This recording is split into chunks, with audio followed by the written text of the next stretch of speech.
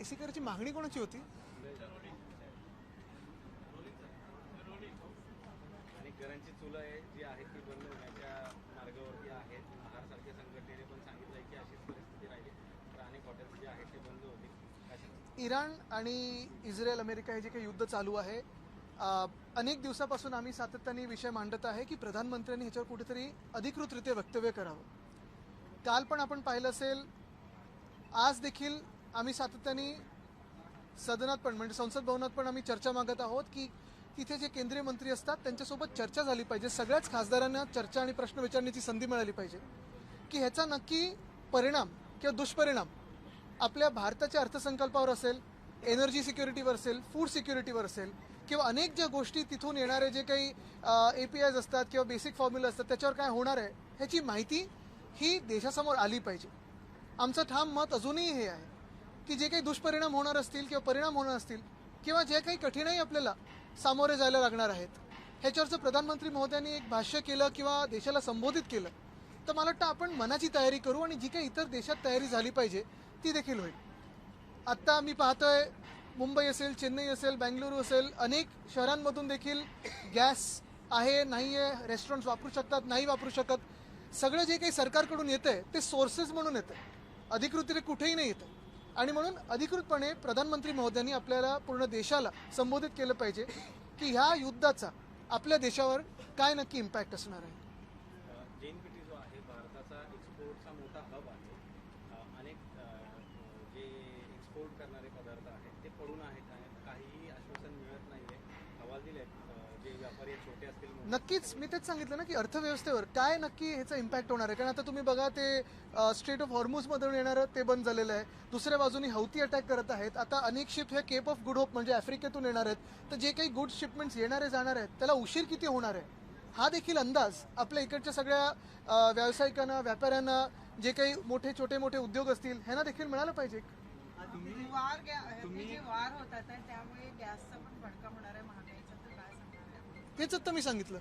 तुम्ही एक ट्विट केला होता कुलाब्यामधील परेड्या परिसरात सगळं खडी अनधिकृतपणे टाकलं जाते, नेमकं काय हा प्रकार आहे? आपण आता पाहिलं असेल, काल काही तिकडच्या स्थानिक रहिवाशांनी ट्विट केलं होतं, मुख्यमंत्र्यांना देखील टॅग केलेलं आहे, आम्हाला देखील टॅग केलं होतं की तिकडे जे साधारणपणे जो एक परिसर आहे तिथे मॅनग्रोव्ज आहेत आणि अर्थात समुद्र आहे. तिथे अनेक वर्षापूर्वी एक रेक्लेमेशनचा प्रस्ताव होता. तो रेक्लेमेशनचा प्रस्ताव आम्ही हुडकावून लावला त्यानंतर, आणि ते रेक्लेमेशन बिल्डरसाठी होणार होतं. त्यानंतर आता पाहायला मिळतं आम्हाला की तिथे ट्रक जात आहेत आणि कुठून तरी ही सगळी रेती येते, राडारोडा येतोय आणि तिथे जास्त परत समुद्रात टाकलं जातं. तर हीच शंका परत एक मनात येते की हे कुठच्या तरी बिल्डरसाठी चाललंय का? रेक्लेमेशनचे हे आता हळूहळू परत त्या दिशेने आपण पावलं टाकायला लागलोय का? म्हणजे एका बाजूला आपण पाहतोय नरिमन पॉईंट कफ परेड कनेक्टर जो आम्ही सुरू केला होता तो ठप्प पडलेला आहे, पण कुलाब्यामध्ये जे काही रेक्लेमेशन करायचं होतं त्यांना बिल्डरांसाठी ते परत हळूच सुरू होतंय का ह्याच्यावर विचार करण्याची गोष्ट. आणि आम्ही हे मुख्यमंत्री महोदयांना देखील विचारणार आहोत आणि कलेक्टरना देखील विचारणार आहोत. एक मिनिट, एक मराठी होऊन जाते मग हिंदी पे येतो. चंद्रपूरमध्ये जे ऍक्टिव्हिस्ट आहेत बंडू धोत्रे त्यांच्यावरती पोलिसांनी आंदोलन करताना बळजबरी केली, तुम्ही देखील ट्विट केलंय. बंडू धोत्रेंना मी गेले अनेक वर्ष ओळखत आहे. आमचं सरकार असताना देखील ते आंदोलनात बसले होते आणि तेव्हा मी स्वतः त्यांची जाऊन भेट घेतली होती. प्रत्येक वेळी जे त्यांनी आंदोलन केले कुठेही स्वार्थासाठी आंदोलन केलेलं नाही आहे. त्यांनी तिकडे एक तलाव होता तो स्वच्छ करण्यासाठी तेव्हा हे उपोषण केलं होतं. मी स्वतः जाऊन ते उपोषण सोडलं होतं आणि तलाव देखील स्वच्छ करून घेतला होता. इराई नदीचा विषय असेल, चंद्रपूरमध्ये जे अनेक थर्मल प्लांट्स आहेत त्यांचं जी ती कोळशातली जी फ्लॅश मिळते त्याच्या देखील विरुद्ध त्यांनी आंदोलन केलं होतं. आत्ताचे जे उपोषण करत आहेत ते तिथे घोडाझरीमध्ये मायनिंगचं जे परमिट दिलेलं आहे, खाणी करण्याचं जे परमिट दिलेलं आहे त्याच्या विरुद्ध करत आहे. आणि हा प्रस्ताव आत्ता केंद्राकडे गेलेला आहे. तिथून मंजूर किंवा अमंजूर झाला नसताना देखील कोणासाठी नक्की हे सरकार नक्की बळजबरीपणा करत आहे, एवढं जोर लावत आहे, ह्याचं उत्तर ज्या पोलिसांनी त्यांना तिथून काढलं त्याच पोलिसांनी आम्हाला दिलं पाहिजे. अर्थसंकल्पावर बोलता यावं म्हणून सत्ताधारी आणि विरोधक दोन्हीकडचे आमदार काल आक्रमक झालेले पाहायला मिळाले होते. सुधीर भाऊंच्या मध्यस्थीनंतर प्रकरण निवडलं. ते अनेकदा मध्यस्थी करत असतात. सर मराठीत फक्त प्रकाश आंबेडकर आणि हर्षवर्धन सपकाळ यांनी एकत्रित पत्रकार परिषद घेतली होती. त्यामध्ये आपचे देखील काही नेते होते. 24 तारखेला ते IRSSच्या मुख्यालयावरती मोर्चा काढणार आहेत. जी एप्स्टीन फाईल जे मुद्दा प्रकर्तीने सगळ्यांसमोर आलेला होता, त्यामुळे भारताने अमेरिकेशी काही करार केलेला आहे आणि त्यामधून भारत जो आहे तो अमेरिकेच्या पूर्णपणे स्वाधीन झालेला आहे. त्यामुळे भारताचं मोठ्या प्रमाणात नुकसान होतंय असा आरोप जो आहे तो आंबेडकरांनी केलेला आहे आणि म्हणून 23 किंवा 24 तारखेला ते IRSSच्या मुख्यालयावरती मोर्चा काढणार. मला वाटतं त्यांच्या भाषणातून जे सत्य असेल ते पुढे येईल. पण महत्वाची गोष्ट हीच आहे की हरदीपजींचं नाव, हरदीप पुरींचं नाव हे अनेकदा ते एप्स्टीन फाईलमध्ये आलेलं आहे. अजून केंद्राकडून कुठेही स्पष्टीकरण आलेलं नाहीये. तर त्याच्यावर केंद्र सरकारने उत्तर द्यावं ना. पण आता ते मोर्चा जे काढणार आहेत त्यामध्ये नाही तर ते महाविकास आघाडीमधल्या काय पक्षां- होईल आम्हाला कळेल ना. अजून आमच्याबरोबर काही संपर्क झालेला नाही. आदित्य जी, जिस तरह से युद्ध हुआ उसके बाद से परिणाम देखा जा रहा है कि भारत शुरू हो रहा है. हालांकि कल जो है खासतौर पर देवेंद्र फडणवीस जी ने कहा कि कोई भी परेशानी की समस्या नहीं, गलत चीज़ें जो है ना चलाई जाए. लेकिन आज ये सामने आ रहा है कि जो कमर्शियल सिलेंडर है या घरेलू सिलेंडर है उसके शॉर्टेज नज़र आ रहे हैं. आहार ने डिक्लेयर भी किया है यही परिस्थिति रही तो मुंबई और महाराष्ट्र में जो रेस्टोरेंट है वो बंद हो जाएंगे. किस तरह से देखिए? आपको याद होगा जब यहाँ का अर्थसंकल्प सादर होने जा रहा था तब मैंने यहीं पे पोडियम पे कहा था कि बजट के दौरान हमें सीएम साहब ये भी बताए कि ये वेस्ट एशिया या मिडिल ईस्ट जो भी आप कहना चाहो उसे, वहाँ जो युद्ध चल रहा है उसका परिणाम या दुष्परिणाम हम पे क्या होने वाला है, महाराष्ट्र के अर्थव्यवस्था पे क्या होगा, ये भी स्पष्ट करें. हमारा कोई ट्रेड डील यूएस के साथ हुआ है कि नहीं हुआ है, सेलिब्रेट क्या किया था, क्यों फेलिसिटेट किया प्रधानमंत्री महोदय को, ट्रम्प साहब ने क्या कहा, मोदी साहब ने क्या कहा, उसका इम्पैक्ट महाराष्ट्र पे क्या होने वाला है, उसके बारे में भी बजट में कुछ बयान दे. और इंडो ईयू डील जो हुआ है उसके बारे में भी बता दे. ये सारी बातें एक तरफ और सीएम साहब का बजट एक तरफ. कॉन्ट्रैक्टरों के लिए बजट बना था, ये तो बिल्कुल साफ बात तो हुई, लेकिन उसमें मैंने यही एक रिएक्शन दी थी कि ये एलिस इन वंडरलैंड बजट है.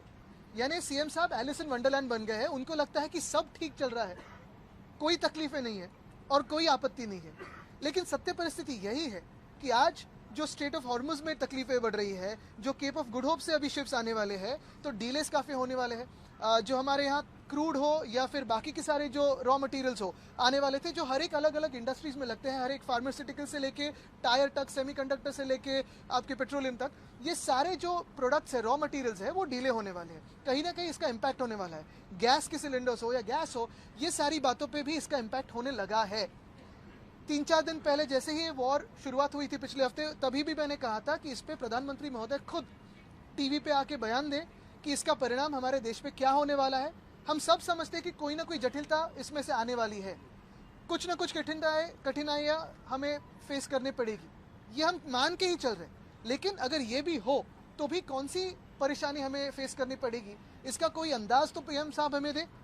क्योंकि हम एक देश करके अगर सोचना है हमें, तो चलो एक सत्ताधारी पक्ष विपक्ष ये भी बाजू में रखिए, चाहे आप राजनीति में हो या ना हो, लेकिन आपके व्यवसाय के लिए, हर दिन के जीवन के लिए क्या महंगाई कहीं बढ़ने वाली है, कम होने वाली है, इसका इम्पैक्ट क्या होने वाला है, इसका एक अंदाज सोर्सेज के मुताबिक नहीं तो पीएम साहब से खुद आए, यही बेहतर होगा. आदित्य जी, बुलडोजर एक्शन को आप कैसे देखते हो? जिस तरीके से बुलडोजर एक्शन लिया जा रहा है, अगर कोई क्राइम करता है तो सजा सिर्फ उसको दी जानी चाहिए, लेकिन उसका घर बुलडोज कर दिया जा रहा है. मुझे लगता है इसमें सुप्रीम कोर्ट ने भी बयान दिए हैं, इस पे रूल्स भी दिए हैं, ऑर्डर्स भी दिए हैं. मुझे पता नहीं क्यों ऐसी कोई जगह है कि हमारे देश में जहां सुप्रीम कोर्ट का जुरिडिक्शन नहीं चलता है, तो फिर वैसे हो सकता है. JNPT पर हमने देखा है कि कई बड़ा बंदरगाह है, वहाँ पर कई अनाज रखे गए हैं, प्याज भी रखा गया है, उतना एक्सपोर्ट हो पा रहा है. क्या समस्या सामने आ रही सरकार? यही तो मैं कह रहा हूँ, अगर एलिस इन वंडरलैंड बजट ना होता तो ये सारी बातें उस बजट में होती. सफाई देने में अगर कोई बात तकलीफ है या कोई पारदर्शक रहने में तकलीफ है तो मुझे पता नहीं, लेकिन मैं ये समझता हूँ, मैं ये मानता हूँ कि अगर सीएम साहब हो, पीएम साहब हो, पारदर्शक रहे और जो बात है स्पष्ट तरीके से कहे कि चलो ये किसानों पे आपत्ति आज होने वाली है या ये व्यवसायिकों पे आपत्ति होने वाली है, लेकिन हम सरकार और विपक्ष एक साथ आके इस पे काम करें तो देश आगे बढ़ सकता है. लेकिन इन सारी बातों को कहीं नजरअंदाज करते हुए $1 ट्रिलियन, $5 ट्रिलियन, अमुक ये वो कहाँ जा रहे हैं हम? हाउस में अहम मुद्दा था आदित्य जादा के, जिसे लेकर के कई नेता सवाल भी खड़े कर रहे हैं, लेकिन हाउस में अभी तक उस पर चर्चा भी नहीं हो रही है. BSR की कंपनी के जो मालिक है, अब पीड़िता के जो परिवार है उनको धमकाने की बात भी कर रहे हैं कि आप किसी से बात मत करो, कोई दस्तावेज सामने मत लाओ. इन सारी चीजों को अभी तक सरकार नजरअंदाज कर रही है. बिल्कुल, हमारे देश में अभी कानून है कि नहीं है, लोकतंत्र है कि नहीं है और न्याय है कि नहीं है, ये भी एक सवाल उठता है. धन्यवाद. आहे